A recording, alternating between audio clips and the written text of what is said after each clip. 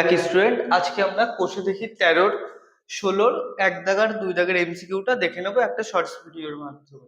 দেখো কি বলেছে, এক্স প্রপোর্শনাল টু 1/y হলে এর মধ্যে কোনটা ঠিক। তা এই প্রপোর্শনাল টু চিহ্ন তুলে সমান সমান নিয়ে আসার জন্য আমাদের সাথে একটা ভেদ ধ্রুবক নিতে হয়, আমরা জানি।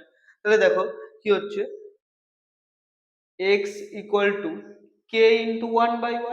এবার এই ওয়াইটা যেহেতু নিচে আছে, এ পাশে গেলে কি হবে, এক্স গুণ হয়ে যাবে না, ইকুয়াল টু কে।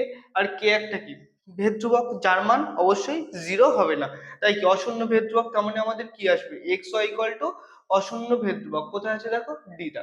তাহলে এক্স ওয়াই ইকুয়াল টু ধ্রুবক, এটাই হচ্ছে আমাদের এই অঙ্কের উত্তর। তারপরে দুই দাগটা দেখো, এক্স প্রপোর্শনাল টু ওয়াই হয় তখন এর মধ্যে কোনটা ঠিক হবে। তাহলে দেখো এক্স প্রপোর্শনাল টু ওয়াই, এটা আবার যদি আমরা একটা ভেদ ধ্রুবক নিই, তাহলে x equal to k in k y হবে। এবার দেখো এখানে প্রত্যেকটার মাথায় স্কোয়ার বা কিউব আছে, তাহলে স্কোয়ার করে দেখি কি হয়।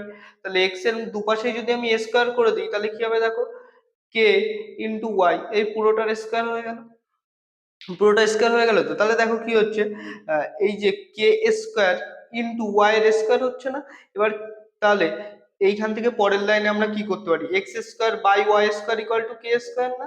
আর কে যেহেতু একটা ধ্রুবক ধরেছিলাম, তার মানে কে স্কোয়ারও কি একটা কি ধ্রুবক হবে না, তাই তো।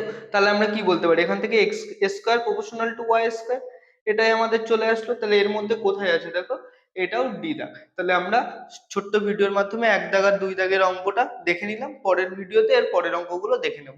Thank you.